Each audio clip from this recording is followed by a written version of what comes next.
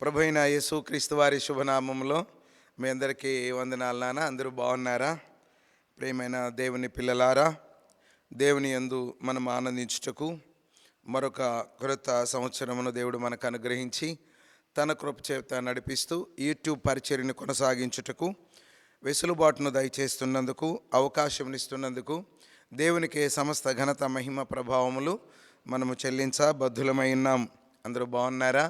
దేవుని మహాకృపను బట్టి నేనును బాగున్నాను. మీ అందరి ప్రార్థన వలన ఇటు విషయమందు మరి దేవునికి సమీపస్తులుగా మనం ఉండుటకు గాను ఎప్పటికప్పుడు రోజువారీ తీసుకునేటువంటి జాగ్రత్తలు, గంట గంటకు తీసుకునేటువంటి జాగ్రత్తలు, నెలవారీ తీసుకునేటువంటి జాగ్రత్తలు, ఇలాగా ఎప్పటికప్పుడు దేవుడు మనల్ని అప్డేట్ చేస్తూ తన కృపను పొందుకోవడానికి, తన రెక్కల క్రింద ఉండడానికి, తన కనుసన్నల్లో ఉండడానికి దేవుడు మన ఎడలో చూపుతున్నటువంటి ప్రేమ, ఆశీర్వాద, కృపలను బట్టి ఆయనకి మహిమ కలుగునుగాక. ఆమేన్. ఒక లేఖన భాగమును చదువుకొని ప్రార్థన చేసుకొని మరి ఈ యొక్క కార్యక్రమను ముందుకు తీసుకొని వెళ్దాము. మత్తయి సువార్త 8వ అధ్యాయము. మత్తయి సువార్త 8వ అధ్యాయము. ఒకసారి మీ బైబిల్ అందరి దగ్గర ఉన్నాయా? ఓకే. 8వ అధ్యాయం 4 నుండి కొన్ని మాటలు చదువుతాను. అప్పుడు యేసు, ఎవరితోనూ ఏమీయో చెప్పకు సుమి, కానీ నీవు వెళ్ళి వారికి సాక్ష్యార్థమై నీ దేహమును యాజకునికి కనబరుచుకొని మోషే నియమించిన కానుక సమర్పించుమని వానితో చెప్పెను. దేవుడి పరిశుద్ధ లేఖన భాగం దీవించునుగాక. అప్పుడు యేసయ్య చెప్తున్నారు, ఎవరితోనూ ఏమీ చెప్పొద్దు, కానీ నీ వెళ్ళి వారికి సాక్ష్యార్థంగా నీ దేహమును కనపరుచుకో. ప్రజల మధ్యలోకి వెళ్ళినప్పుడు సాక్ష్యార్థంగా నీ దేహమును కనపరుచుకో. తరువాత మోషే నియమించినటువంటి కానుక కూడా సమర్పించు అని చెప్పి ఆయనను పంపివేశాడు. ప్రార్థన చేసుకుందాం. పరిశుద్ధుడైన తండ్రి, ప్రేమమూర్తివైన ప్రభువా, నీ కృపలో జ్ఞాపకం చేసుకొని ఇంతవరకు మీరు చూపిన కృపను బట్టి, దయచేసినటువంటి ఆయుష్కాలాన్ని బట్టి, పొడిగించినటువంటి మా ప్రభువా ఈ యొక్క జీవిత కాలాన్ని బట్టి వందనాలు చెల్లిస్తూ నీ సన్నిధిలో మమ్మలను పాలిభాగస్తుంచుటకు మీకు ఇష్టమైనందుకు వందనాలు చెల్లిస్తున్నావు నాయన. సహాయం చేయండి ప్రభువా, బలపరచండి. మీకు దగ్గరగా జరుగుటకు ఇంకను మా ప్రభువా మేము మా తండ్రి నాయన మీతో కూడా ఉండుటకు మా ప్రభువా మీరు మాయడలో చూపుతున్న దయ, ప్రేమ, ఆదర, అభిమానాలను బట్టి వందనాలు చెల్లిస్తూ సమస్త ఘనత, మహిమ, ప్రభావాలు మీరు పొందుకోండి. ఈ చిన్న రొట్టెను మీ చేతిలో పెట్టుచుండగా ప్రభువా మీరే విరిచి వడ్డించి సమృద్ధిగా పెట్టి సంతృప్తిపరిచి పంపించమని మా ప్రభువును ప్రేరక్షకుడునైన యేసయ్య అతి పరిశుద్ధ నామమును బట్టి వేడుకొనుచున్నాము తండ్రి. ఆమెన్, ఆమెన్, ఆమెన్. ప్రియమైన దేవుని పిల్లలారా, అందరికీ వందనాలు. చదవబడినటువంటి లేఖన భాగమును మనం జాగ్రత్తగా పరిశీలన ఒక 25 నిమిషాల లోపు మన వాక్య లేఖన భాగమును ధ్యానించుదాము. దేవుడు కొన్నిటిని నియమించినటువంటివి ఉన్నాయి, అలాగనే మనుషులు కూడా కొన్ని నియమించుకున్నటువంటివి ఉన్నాయి. కానీ మనుషులు తమకు మానవత్వంగా నియమించుకున్నటువంటి నియమాలు ఉన్నాయి, కట్టడలు ఉన్నాయి, విధులు ఉన్నాయి. అయితే వీటన్నిటికంటే ముందే దేవుడు మానవుడి కొరకు ఎన్నో నియమాలు, కట్టడలు, అలాగనే శాసనములు, ఆజ్ఞలు, మరి జాగ్రత్తలు ఎన్నో నియమించడం జరిగింది. ఇక్కడ మనం చూసుకున్నటువంటి ఈ ప్రధాన లేఖన భాగంలో మనకు తెలుసు, 8వ అధ్యాయం అనగానే ఆయన కొండ మీద నుండి దిగి వచ్చినప్పుడు బహుజన సమూహములు ఆయనను వెంబడించెను. ఇదిగో కుష్ఠరోగి వచ్చి ఆయనకు మ్రొక్కి, ప్రభువా నీకు ఇష్టమైతే నన్ను శుద్ధినిగా చేయగలవనెను. ఎంతమంది వచ్చారు? బహుజన సమూహములు వచ్చారు. అంతమంది జన సమూహములలో ఒక ప్రత్యేకంగా ఒక వ్యక్తి ఆశతోనూ, ఎంతో సమర్పణతోనూ, శ్రద్ధతోనూ మరి దేవుని వైపు చూస్తూ ఉన్నాడు. ఆయన కేక వేశాడు, ప్రభువా నీకు ఇష్టమైతే నన్ను శుద్ధినిగా చేయగలవు నీవని ఆయనకి మొక్కాడు. చూడండి, అందుకు ఆయన చెయ్యి చాపి వాని ముట్టి నాకు ఇష్టమే, నీవు శుద్ధుడవు కమ్ము అని చెప్పాడు. హల్లెలూయా. అప్పుడు వెంటనే తక్షణమే వాని కుష్ఠరోగము శుద్ధి అయిపోయింది. ఎంత గొప్ప భాగ్యవంతుడతను, ఎంత ధన్యుడతను. దేవుని కృపకు అంత త్వరగా మరి దేవుడు మరి వారిని స్వస్థపరిచే విధానం, బలపరిచే విధానం, తట్టి లేపే విధానం, కన్నీరు తుడిచే విధానం సాక్ష్యములుగా మనం వింటున్నప్పుడు చాలా ఆశ్చర్యంగా ఉంటుందండి. అవును కదా. మరి 46 సంవత్సరాల క్రితం నా పరిస్థితి కూడా అలాగున్న పరిస్థితుల్లో దేవుడు తన కృపను నా ఎడల చూపించి భయంకరమైనటువంటి క్యాన్సర్ వ్యాధి నుంచి విడిపించడమే కాకుండా ఆ వచ్చిన వ్యాధి దగ్గర నుంచి ఇప్పటి వరకు 46 సంవత్సరాలు తన కృపచేత నడిపిస్తూ బలపరుస్తూ ఉన్నాడు. నాకు ఇష్టమే, నీవు శుద్ధుడవు కమ్ము అని చెప్తూ ఉన్నారు ప్రభుల వారు. కనుక ప్రియమైనటువంటి దేవుని బిడ్డలారా, అక్కడ నాకు బాగా నచ్చినటువంటి విషయం ఏంటంటే తక్షణమే శుద్ధుడయ్యను, తక్షణమే శుద్ధుడయ్యను. చూడండి, మరొక కుష్ఠవ్యాధి కలిగినటువంటి అతన్ని మనం పాత నిబంధనలో చూడగలము. రాజుల గ్రంథంలో మనము రాజుల గ్రంథం 2వ గ్రంథానికి మనం వెళ్ళినట్లయితే అక్కడ 5వ అధ్యాయంలో మనం ఒక చక్కని సన్నివేశాన్ని మొదటి నుంచి చదువుకుందాం. రాజుల గ్రంథం 2వ గ్రంథము 5వ అధ్యాయం మొదటి నుండి. సిరియా రాజు సైన్యాధిపతి అయిన నయమాను ఉండెను. అతని చేత యెహోవాయే సిరియా దేశమునకు జయము కలుగజేసి ఉండెను గనుక అతడు తన యజమానుని దృష్టికి ఘనుడై దయ పొందిన వాడైను. అతడు మహా పరాక్రమశాలి ఉండిను గాని అతడు కుష్ఠరోగి. మహాపరాక్రమశాలి అయి ఉన్నాడు కానీ అతడేంటి, కుష్ఠరోగము కలిగి ఉన్నాడు. చూడండి, ఇతనికి కూడా దేవుని యొక్క కృప దగ్గరగా ఉండటం మనం చూస్తూ ఉంటాం. చూడండి, ఆయన కుష్ఠరోగం బాగుపడటం కొరకు దేవుడు చూపించిన ప్రణాళిక, ఒక ప్రణాళికతో మరి వీళ్ళు ఈ రాజ్యాన్ని జయించడం, అక్కడి నుంచి ఒక చిన్నదాన్ని కొనిపోవడం, ఆ చిన్నది యజమానురాలికి నమ్మకంగా ఉండటం, ఆ చిన్నది యజమానురాలికి ఈ యొక్క నయమాను గారి యొక్క కుష్ఠరోగ విషయములలో మరి సంభాషణలో రావడం. అప్పుడు వెంటనే ఆ చిన్నది నా యజమానుడు ఫలానా చోట ఉంటే బాగుంటుందని చెప్పడం. మరి ఆయన ప్రయాణమై వెళ్ళడం, చాలా కానుకలై తీసుకొని దైవజనుడికి రాజుగారికి కూడా మరి తీసుకొని వెళ్ళడం జరిగింది. చూడండి, ఈ కుష్ఠరోగం స్వస్థపరచబడ్డానికి చాలా ప్రాసెస్ జరుగుతూ ఉన్నది, చాలా ప్రాసెస్. చూడండి, వాళ్ళు మరి సైన్యాధిపతి అంటే మామూలు విషయం కాదు. చాలా మరి రాజుతో సమానమైనటువంటి అధికారం కలిగిన వాడు. చాలా ప్రయత్నాలు చేస్తుంటారు, చాలామంది వైద్యులు వైద్యం చేస్తుంటారు, కానీ ఎట్టి పరిస్థితులు అది పోలేదు. ప్రియమైన దేవుని పిల్లలారా, మనకున్నటువంటి అనేకమైనటువంటి ఎక్కువ కాలము మనల్ని క్షీణింపజేసేయి, మన యొక్క ప్రాణాన్ని, ధనాన్ని, గౌరవాన్ని, మర్యాదని తీసివేసేటువంటి పరిస్థితులు ఈ కుష్ఠవ్యాధి సంబంధమైన దానితో సమానం అన్నమాట. చూడండి, ఇది చాలా ప్రమాదకరమైనటువంటిది. బ్రతికుంటామే కానీ ఉన్నటువంటి అవయవాలు, మరి ముఖ్యంగా చేతులు, కాళ్ళు, వ్రేళ్ళు తినుకుంటా వస్తూ ఉంటాయి.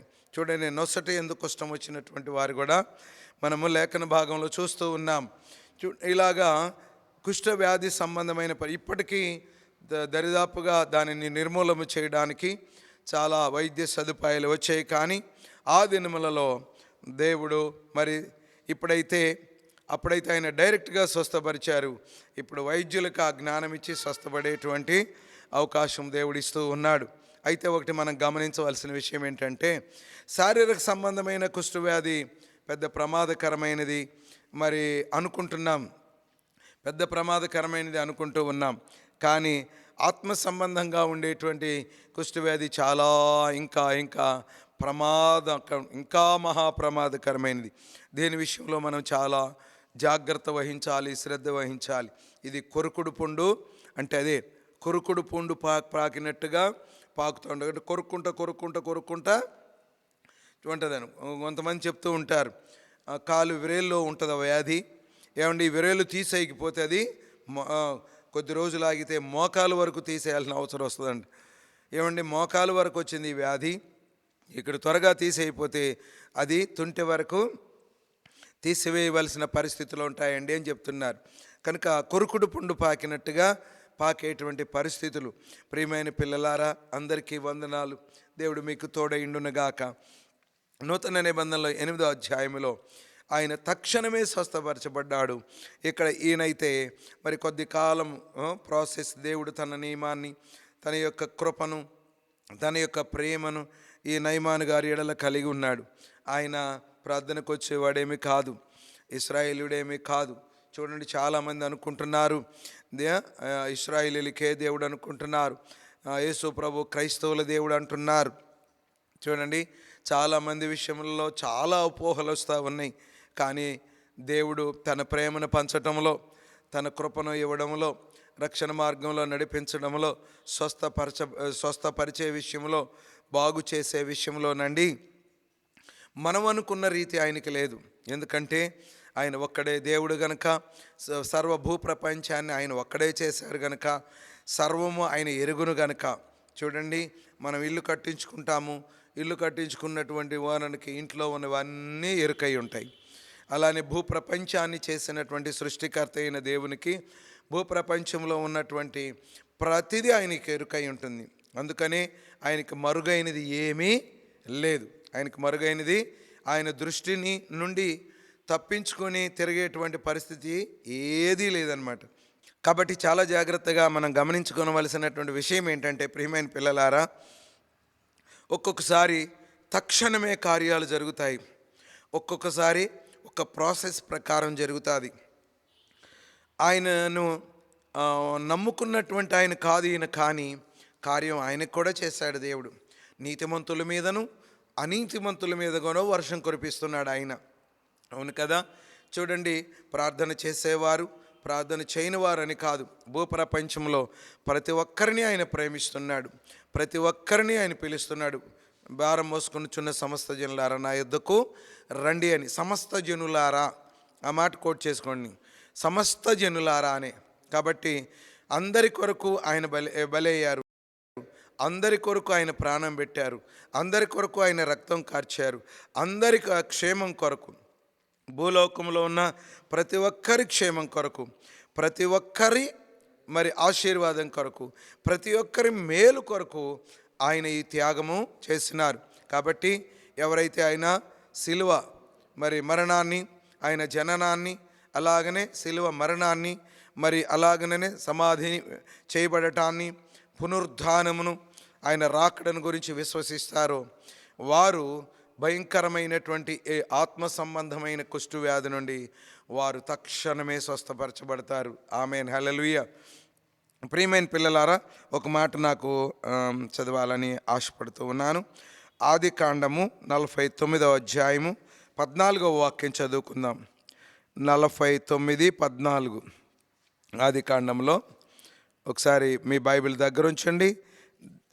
వాక్యము చెప్తున్నప్పుడు చాలా దగ్గరగా వాక్యమునకు ఉండటం మంచిది. అందుకు ఇస్సాకారు రెండు దొడ్ల మధ్యను పడుకొని ఉన్న బలమైన గార్ధబము. చదువునాను ఇంకా. అతని విశ్రాంతి మంచిదొగుటయు ఆ భూమి రమ్యమైనదొకటియు చూచెను గనుక అతడు మోయుటకు భుజమంచుకొని వెట్టి చేయు దాసుడగును. ఇస్సాకారుని గురించి ఈ సందర్భంలో మీకు ఎందుకు జ్ఞాపకం చేస్తున్నానంటే, ఇస్సాకారు రెండు దొడ్ల మధ్యను పండుకొని ఉన్న బలమైన గార్ధబం బలమైందే, కానీ ఏమండి ఎక్కడ పడుకుంది? రెండు దొడ్ల మధ్య పడుకుని ఉందన్నమాట. అంటే ఈయన గారి పేరేంటి? నయమాను గారు మరి వచ్చారు. ఆయన అనుకున్న రీతిగా స్వస్థత కావాలనుకున్నారు. ఈరోజు నేను మీ ముందు ఉంచాలనుకున్న శ్రేష్టమైనటువంటి భావం అదే. ఎందుకంటే మనకు నచ్చిన విధంగా, మనకు తోచిన విధంగా దేవుడు మనకు చేయాలనుకోవటం చాలా పొరపాటు. ఈవేళ మనము నిరాశలోకి, నిస్పృహలోకి, మరి లోకంలో కొట్టుకుపోవడానికి కారణం ఏంటంటే మనం చెప్పినట్లుగా దేవుడు చేయాలని. అవును కదండి, మనం చెప్పినట్లుగా అది. ఇప్పుడు మనం మూలవాక్యం చదువుకున్నాం కదా 8వ అధ్యాయంలో. అక్కడేం చదువుకున్నాం? ప్రభువా నీకిష్టమైతే నన్ను శుద్ధినిగా చేయమన్నారు. చూడండి, ఆ కుష్ఠవ్యాధి ఆయనకి ఉన్న ఆయనకి ఈయన కూడా మరొక చిన్నది చెప్తే నమ్మి వెళ్ళాడు. ఎన్నో చోట్లకి వెళ్ళినట్లుగానే ఇక్కడ కూడా వెళ్ళాడు. చాలామంది చాలా చాలా చోట్లకి, హాస్పిటల్కే కాదు, అనేకమైన మూఢనమ్మకాలైనటువంటి వాటి దగ్గరికి వెళ్తూ ఉంటారు. ఇక్కడ పాయింట్ ఏంటంటే చూడండి, ఏమనుకున్నాడు? నీవు యొర్దాను నదిలోనికి వెళ్ళి 7 మార్లు మునగమని చెప్పారు. 10వ వచనం. ఎలీషా, నీవు యొర్దాను నదికి పోయి 7 మార్లు స్నానము చేయుము, నీ ఒళ్ళు మరలా బాగై నీవు శుద్ధుడు వగుదు అని అతనితో చెప్పుటకు ఒక దూతను పంపించాడు. అందుకు నయమాను, 11వ వచనం ప్రాముఖ్యమైనది. అందుకు నయమాను కోపము తెచ్చుకొని తిరిగిపోయి ఇట్లనెను, అతడు నా యొద్దకు వచ్చి నిలిచి తన దేవుడైన యెహోవా నామమును బట్టి తన చెయ్యి రోగముగా ఉన్న స్థలం మీద ఆడించి కుష్ఠరోగమును మాన్పునని నేను అనుకొంటిని. ఈ ఇద్దరు కుష్ఠు కలిగినటువంటి వారిని ఒక్కసారి చూడండి. అర్థమైందా అండి? పూర్తిగా దేవుని మీద ఆనుకొని ఆధారపడినటువంటి ఒక వ్యాధి కలిగినటువంటి, కుష్ఠవ్యాధి కలిగినటువంటి బిడ్డ ఒక ఆయనైతే 8వ అధ్యాయం మత్తయి గారి సువార్తలో, ఇక్కడ రాజుల గ్రంథం 2వ గ్రంథంలో 5వ అధ్యాయంలో తాను నిర్ణయించుకున్న రీతిలో స్వస్థపరచబడాలని వెళ్ళటము జరుగుతూ ఉన్నది. ఈవేళ ఎక్కువ మంది చేస్తున్నటువంటి కుష్ఠవ్యాధికే భయంకరమైన కుష్ఠవ్యాధి ఏంటి చెప్పండి? మన ఇష్టం చొప్పున జరగాలని, నా ఉద్దేశము నెరవేరాలని, నా ఆలోచన నెరవేరాలని, నా యొక్క పంతం నెగ్గాలనేటువంటి పరిస్థితుల్లో చాలామంది ఉండటం ద్వారా దేవుని కృపను, దేవుని కార్యములను, దేవుని మహిమను పొందలేకపోతూ ఉన్నారు. కనుక దేవుని సన్నిధిలో ప్రియమైన పిల్లలారా, మీకు నమస్కరించి చెప్తూ ఉన్నాను, దయచేసి దేవుడు తన ఇష్టానుసారముగా మరి మనలను స్వస్థపరచునుగాక, బలపరచునుగాక, నడిపించునుగాక. నీవు ఆయన సన్నిధికి పూర్తిగా ఆయన మీద ఆనుకొని వెళ్ళు, ఆయన మీద ఆధారపడి వెళ్ళు, ఏంటంటే ఆయనను నమ్ముకొని వెళ్ళు. చూడండి, నీకున్న కొన్నిటిని, ఆయనకి ఏమీ లేదు. బయట మరి కుష్ఠవ్యాధి ఉన్న వాళ్ళని బయట ఉంచుతారు, పొలిమేరకు బయట. ఇంకా తాను పూర్తిగా దేవుని మీద ఆధారపడ్డాడు. ఈయనకి అధికారం ఉంది, ఆస్తి ఉంది, అంతస్తు ఉంది, పలుకుబడి ఉంది, ఎన్నో ఈయనకున్నాయి. దీనిని బట్టి వీటిని ఆలోచించుకుంటూ దేవుని మహిమను తక్కువ చేసి చాలా చిన్నగా ఆలోచన చేశాడు. చూడండి ప్రియమైన పిల్లలారా, దేవుని మహిమను ఎప్పుడూ తక్కువ చేసి మాట్లాడకండి. దేవుని మహిమను ఎప్పుడు తక్కువ చేసి ఆలోచించకండి. దేవుని మహిమను ఎప్పుడు తక్కువ చేసి నీ పరిధిలో కావాలని గిరిగీయకండి. దేవుడు నీవనుకున్న దానిలో చేయడానికి ఆయన సిద్ధంగా లేడు. ఆయన మన ఎడల ఉద్దేశము చాలా గొప్పది. ఆయన మన ఎడల ఆయనకున్న తలంపులు బహు విస్తారములని రాయబడింది వాక్యంలో. కాబట్టి మన యొక్క చిన్న జ్ఞానం, మన యొక్క చిన్న ఆలోచన, మనకున్న చిన్న ఆలోచన మనల్ని ఏం చేస్తుందంటే ఇంకా చిన్న వాళ్ళని చేసేస్తూ ఉంది. కనుక మనకున్నటువంటి లోపల ఉన్నటువంటి ఏ గర్వమో, ఏ అహంకారమో, ఏ యొక్క ధనమో, ఏ యొక్క పలుకుబడో, మరి ఏదుందో తెలియదు, దానిని ప్రక్కన పెట్టి గనక దేవుని దగ్గరికి రాకపోతే కార్యములను చూడడం చాలా కష్టం. అయితే ఒక మధ్యవర్తి ఒక ఆయన ఉన్నాడండి. ఆయనకి ఈ వందనాలు తెలియజేస్తున్నాను. తాను తెచ్చుకున్నటువంటి వారిలో ఒక ఆయన రిటర్న్ వెళ్ళేటప్పుడు ఆ సైనికుడు చెప్తూ ఉన్నాడు, అయ్యా, ఆయన వెండి కోరలేదు, బంగారం కోరలేదు, ఆస్తి కోరలేదు, అంతస్తు కోరలేదు. ఒక అంకె చెప్పారు, అన్నిసార్లు మునగమన్నారు. మునిగి వెళ్ళిపోదాం, స్వస్థపడితే సరే, లేకపోతే లేదు. ఏముంది దీని గురించి ఇంత వరి అవుతున్నారు ఏంటని. లేనిపోయిన దానికి కులముతోను, మతముతోను, హోదాతోను, ఐశ్వర్యముతోను, అంతస్తులతోను, అందముతోను, పేరుతోను, ప్రఖ్యాతులతోనూ ఏమండి విర్రవీగడానికి మనిషి చూస్తూ ఉన్నాడు. కానీ ఇవన్నీ కలుగు చేసినటువంటి దేవుని వైపు చూసి తగ్గించుకోవడానికి మనిషి ఇష్టపడటం లేదండి. వెంటనే మేము కూడా చేసే పని సువార్త పని ఇదేనండి. ఏమండి, దేవుని యొక్క ఉద్దేశమును బ్రతిమాలి మీకు తెలియజేస్తూ ఉన్నాం. ఎందుకనంటే మీరు స్వస్థపరచబడాలని, మీరు బాగుపరచబడాలని, మీరు ఆశీర్వదించబడాలని, మీరు సంతోషంగా ఉండాలని, మీరు తృప్తిగా ఉండాలని, మీకు మీరు మీరు మేలుకరంగా ఉండాలని, మీరు అన్ని విషయములలో ఆనందమును అనుభవించాలని, మీ కుటుంబాలు పరలోక రాజ్యంలాగా ఉండాలని, మీ హృదయాలు ఎప్పుడు నెమ్మదితో ఉండాలనేటువంటి ఉద్దేశంతో మీకు మేము సువార్తను ప్రకటిస్తూ ఉన్నాం. చూడండి, ఆయనకు 2 సువార్త ప్రకటించవలసి వచ్చింది. ఒకటి చిన్నది ప్రకటించింది, ఫలానా చోట ఉండమని. రెండవది అన్యుడే మరి ఆ విషయములలో సువార్త ప్రకటించాడు. ఆయన ఏం చెప్పాడయ్యా ఒక్కసారి ఆలోచించమని. ఒక చిన్న సైనికుడు ఆలోచించినంత చక్కని పాజిటివ్ ఆలోచన మరి ఈయన గారికి లేకపోయింది. తను ఏదో అనుకున్న రీతిగా, తను ఏదో ఉద్దేశించిన రీతిగా, తను తలంచిన రీతిగా కార్యము జరగాలని ఆశపడుతున్నారు. ఈ విషయాలు కనుక నీవు ఈ రోజు నుంచి మానుకొని ప్రభువు చిత్తము జరుగునుగాక, ప్రభువు ఇష్టము నెరవేర్చబడునుగాక అని ఎప్పుడైతే నీవు ఆయనకు అప్పగిస్తావో తక్షణమే జరగవచ్చు. ఏంటంటే ఆ గంటలోని ఒక చోట మనం చూస్తాం కదా, ఏమండి, ఏ గంటలో అయితే నీ దాసుడు స్వస్థపరచబడ్డాడని చెప్పాడో ఇంటికి వెళ్ళి టైం అడిగాడంట. ఎందుకంటే ఆయన చెప్పాడు గంట, అదే గంటకు ఆయన బాగుపడ్డాడని రాయబడి ఉంది. ఇది విశ్వాసపు మెట్టు, ఇది ఆశీర్వాదమునకు వారసత్వం సంపాదించుకునేవారు పొందుకొనవలసినటువంటి తగ్గింపు జీవితం అన్నమాట. కాబట్టి ఈరోజు మనం ధ్యానించినటువంటి విషయము ఆత్మ సంబంధమైనటువంటి అహంకారము, ఆత్మ సంబంధంగా ఉన్నటువంటి అనేకమైన దేవునికి విరోధమైనటువంటి కుష్టును మొదట తీసివేసుకుందుముగాక.